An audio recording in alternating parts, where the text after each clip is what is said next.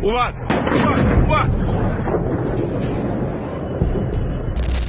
For decades, Iran believed it had built one of the most secure military systems in the Middle East. Deep inside mountains and hidden beneath layers of rock and reinforced concrete, Tehran constructed what it proudly called its missile cities. These underground complexes were designed to do one thing: survive a war. Hundreds of kilometers of tunnels, storage depots for ballistic missiles, launch pads hidden behind massive steel doors, and command centers buried nearly 100 meters underground. In theory, these facilities would allow Iran to ride out an air campaign, keep its missiles safe, and strike back whenever the moment came. For years, Iranian state media proudly broadcast videos of these underground bases. Rows of missiles lined the tunnels. Military trucks moved through cavernous underground roads.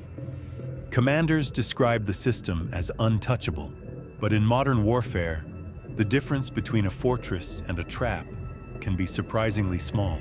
According to reporting from Reuters and the Wall Street Journal, a series of large-scale airstrikes targeting Iranian military infrastructure dramatically changed the situation. Surveillance aircraft, satellites, and drones began tracking movements around known missile bases. Soon after, waves of precision strikes targeted tunnel entrances, support buildings, and launch infrastructure. Satellite imagery analyzed by the Washington Post suggested that several facilities suffered visible damage at key access points. For a system designed to hide underground, the entrances turned out to be the most vulnerable points. Military analysts say that when these access routes are damaged or blocked, underground bases can quickly lose their operational effectiveness. Missiles may remain intact, but they cannot easily be deployed. In other words, the very tunnels that once promised security could suddenly become isolation. And that raises a larger strategic question that many experts are now asking. Did Iran's massive underground missile network provide the protection it was designed for? Or did it create a system that becomes dangerously fragile once the skies above it are no longer contested? To understand how this happened, we first need to look at how Iran built this system in the first place. To understand why these underground bases matter so much, we have to go back nearly 4 decades, long before the current tensions in the Middle East. Iran's military planners were already thinking about one terrifying possibility: what would happen if the United States or Israel ever launched a large-scale air campaign against Iran. They had watched what happened to Iraq in 1991. They saw how American air power dismantled Saddam Hussein's military in just weeks. And Tehran reached a clear conclusion: if Iran wanted its missiles to survive a war, they couldn't be left out in the open. So the digging began. Deep inside mountains across the country, engineers and military units started building an enormous underground network. Not just bunkers, but entire subterranean military complexes. Long tunnels carved through rock, hidden storage depots, underground launch systems, and command centers buried far below the surface. Over time, these facilities became known as Iran's missile cities. According to analysis from the Center for Strategic and International Studies, CSIS, Iran today possesses the largest ballistic missile arsenal in the Middle East. Estimates suggest the country may have several thousand missiles, ranging from short-range battlefield systems to medium-range weapons capable of reaching targets far beyond its borders. To protect this arsenal, the underground network continued expanding for years. Iranian state television occasionally released dramatic footage from inside these bases. Cameras would move slowly through enormous tunnels, where rows of missiles stood under bright lights. Military trucks rolled past them. Commanders walked confidently through the underground corridors. The message was clear. Iran wanted the world to believe that even if war came, its missile force would survive. Some of these tunnels were reportedly dug 80 to 90 meters underground, hidden beneath thick rock formations. According to various military analysts cited by Reuters, these depths were meant to shield the facilities from conventional airstrikes, and for a long time the strategy appeared to make sense. A missile system hidden underground is harder to detect. harder to destroy, harder to eliminate in a single strike. But there was always a critical limitation. Missiles buried underground cannot launch themselves. At some point, the launchers must move. Doors must open. Vehicles must emerge. Equipment must reach the surface.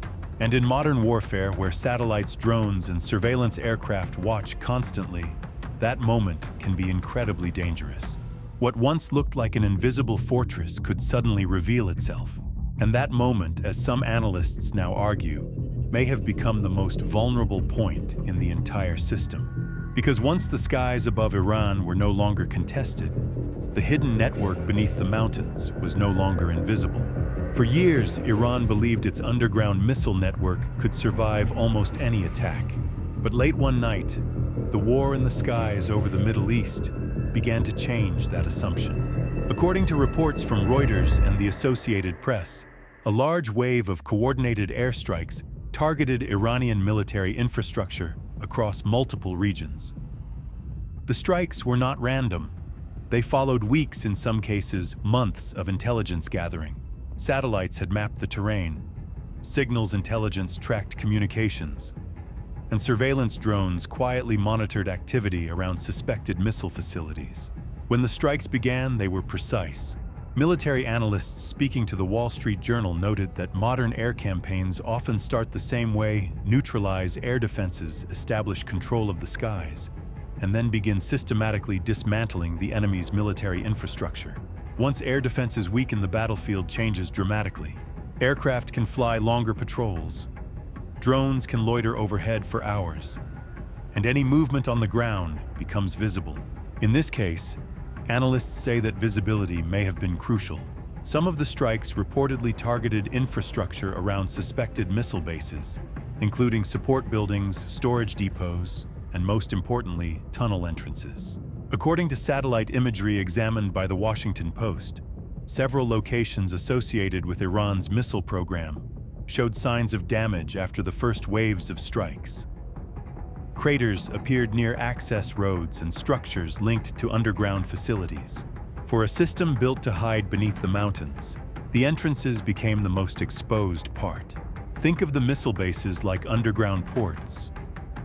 The missiles themselves may be safe inside the tunnels, but without functioning access points, moving them out becomes extremely difficult.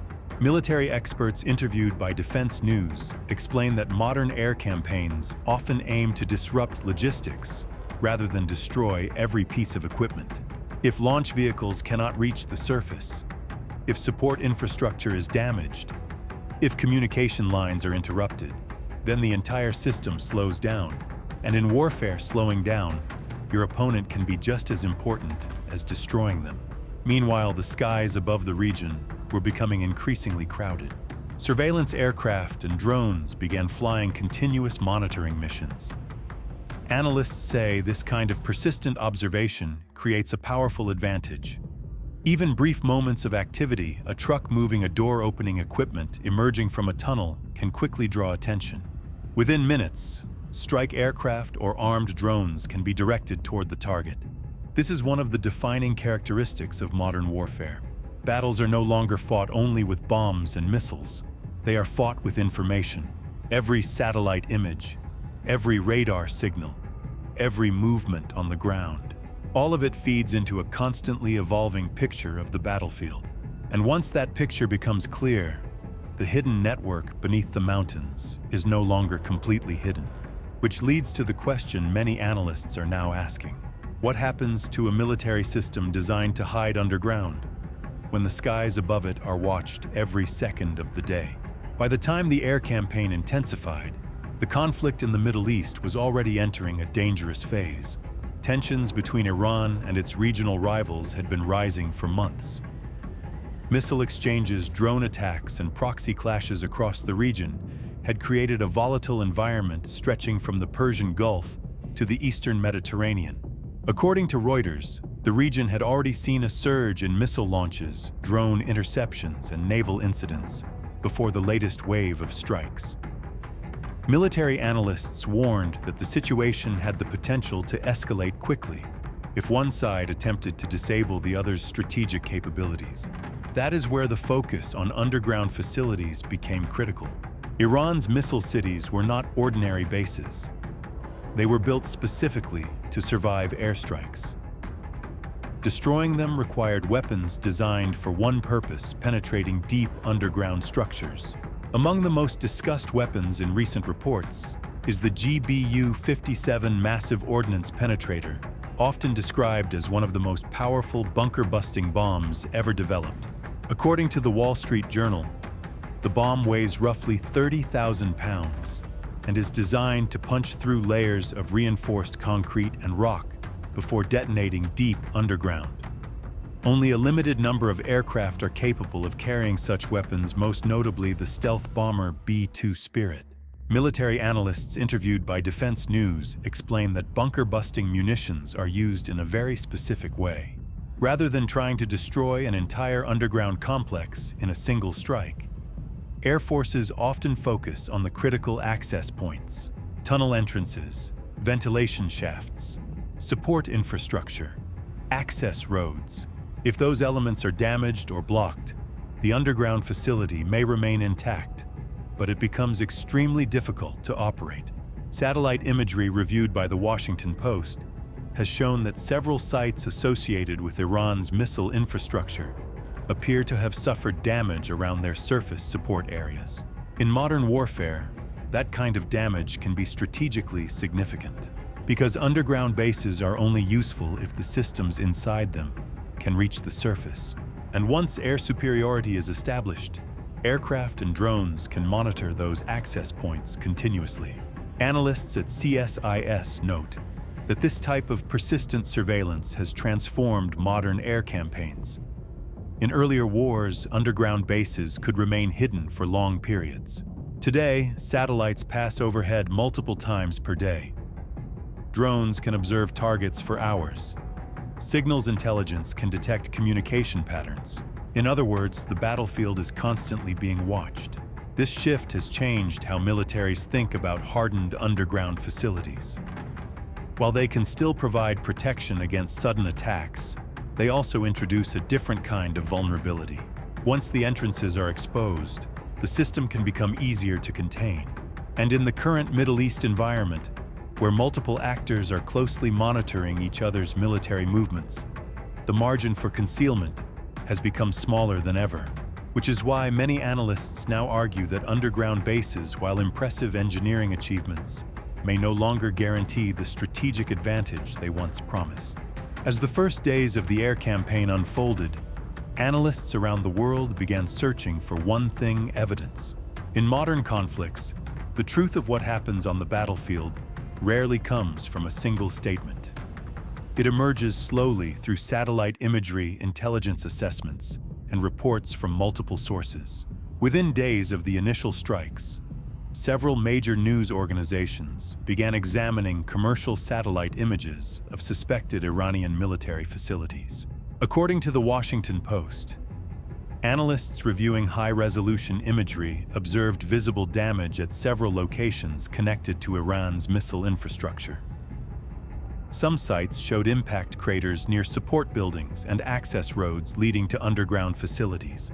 While it is often difficult to determine the full extent of damage from satellite images alone, these early signs suggested that the strikes had targeted key infrastructure around the bases, rather than attempting to destroy entire underground complexes outright. That approach reflects a broader strategy often used in modern air campaigns. Instead of trying to eliminate every weapon system, air forces focus on disrupting the network that allows those systems to operate.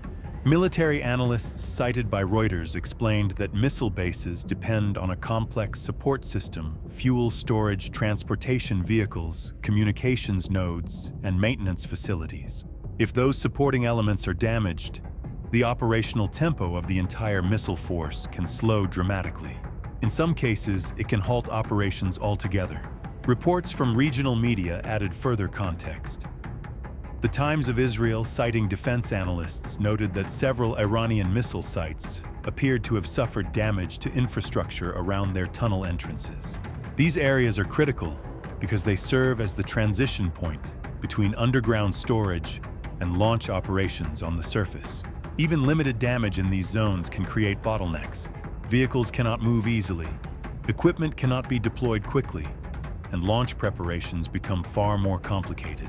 Meanwhile, the broader security environment in the Middle East remained tense. Naval patrols increased in the Persian Gulf. Air defense systems across the region were placed on heightened alert.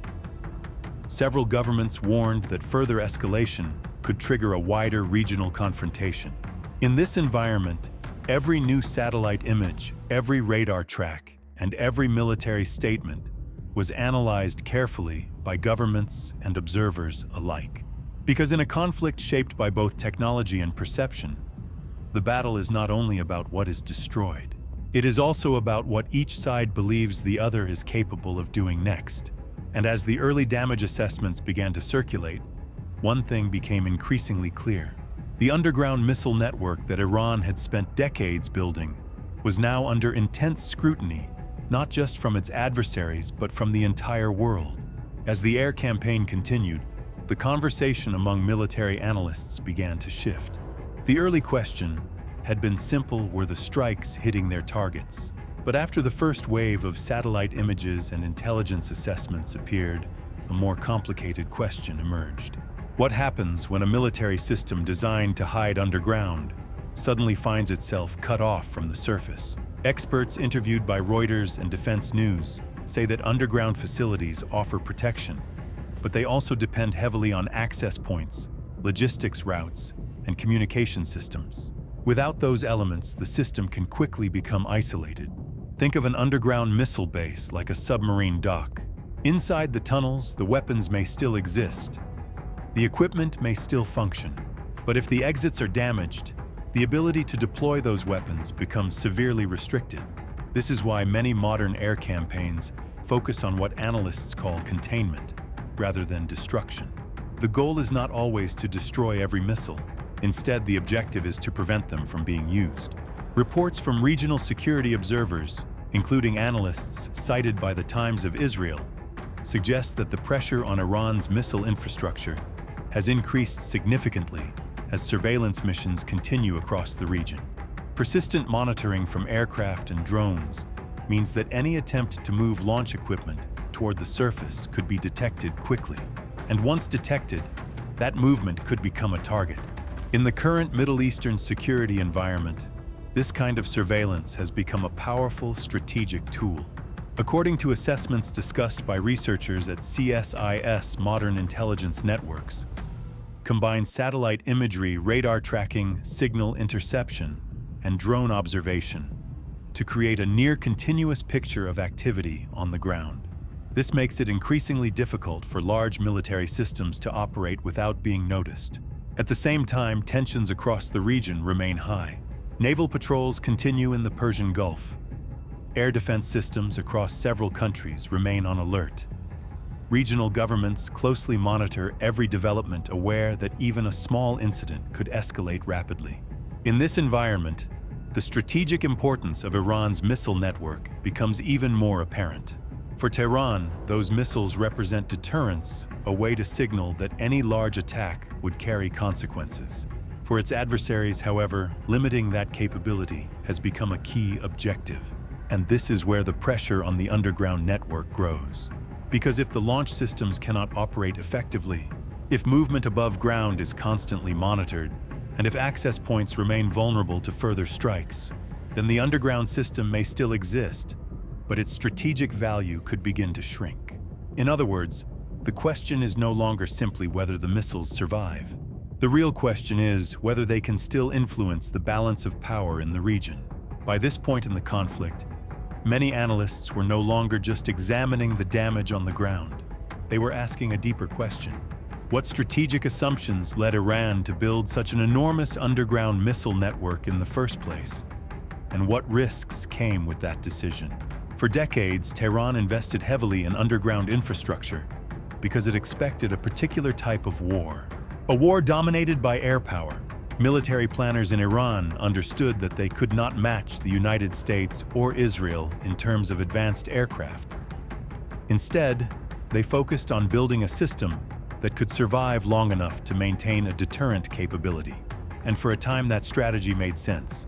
According to research from the Center for Strategic and International Studies, CSIS, Iran developed one of the most extensive missile programs in the region, precisely because missiles require far less infrastructure than traditional air forces. Missiles can be hidden, stored underground, launched quickly. But the same strategy that provides protection can also create new vulnerabilities. Experts at the Modern War Institute at West Point have long noted that underground military facilities offer strong protection against sudden strikes, yet they depend heavily on a small number of critical access points. Those access points can become strategic bottlenecks. If the entrances are damaged, if the surrounding infrastructure is disrupted, if surveillance makes movement risky, the system becomes far harder to operate. Another challenge lies in the speed of modern warfare. In previous decades, military forces could sometimes recover after an initial attack. Repair crews could restore damaged facilities. Equipment could be moved under cover of darkness. Today, persistent surveillance makes that far more difficult. Satellites revisit the same locations repeatedly. Drones can remain overhead for hours. Sensors detect electronic signals from military equipment. Researchers at RAND Corporation describe this environment as one where the battlefield is increasingly transparent. And when transparency increases, mobility becomes essential. Fixed systems, even deeply buried ones, can struggle to adapt. That does not mean underground bases are obsolete. They can still provide important protection against surprise attacks. But analysts say the strategic balance has shifted. Instead of being an invisible shield, large underground facilities may become systems that require constant protection and careful coordination to remain effective. And in a region as tense and heavily monitored as the Middle East, that task becomes increasingly complex. Which leads to one final question. If underground missile networks no longer guarantee security the way they once promised, what will the next generation of military strategy look like? As the dust from the early strikes begins to settle, the broader implications of this confrontation are becoming clearer. For years, the balance of power in the Middle East has rested on a complex web of deterrence. Missiles, air defenses, naval forces, and proxy groups all formed part of a delicate equation, one where each side tried to signal strength without triggering a full-scale regional war. Iran's underground missile network played a central role in that equation. Those missiles were meant to ensure that any major attack on Iran would carry serious consequences. But recent developments have introduced new uncertainty into that calculation. If underground systems can be monitored continuously, if their access points remain vulnerable, and if air superiority allows persistent surveillance, then the traditional assumptions behind missile deterrence may begin to shift. This does not mean that Iran's military capabilities disappear overnight. Far from it. According to analysts cited by Reuters, Iran still maintains a significant missile inventory and a network of regional partners capable of exerting influence across several parts of the Middle East. But the strategic landscape is evolving. Researchers at Brookings Institution note that conflicts in the region increasingly revolve around technology, intelligence networks, precision strikes, missile defense systems, and electronic warfare. In such an environment, the ability to adapt quickly may become more important than the size of any single weapons system. At the same time, the political dimension of the crisis remains just as important as the military one. Diplomatic channels remain active behind the scenes. Governments across the region continue to call for restraint, aware that a wider conflict could have enormous consequences for global energy markets and international security. In many ways, the situation resembles a tense standoff. Each side watches the other carefully. Each new development is measured for its potential impact. Because in the modern Middle East, power is not defined solely by weapons. It is defined by perception, how strong each side appears, how credible their deterrence remains, and how far they are willing to go to defend it.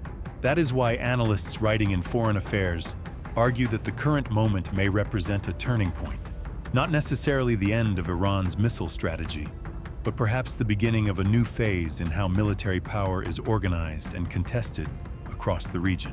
Whether that phase leads to further escalation, renewed diplomacy, or a fragile balance between the two remains uncertain.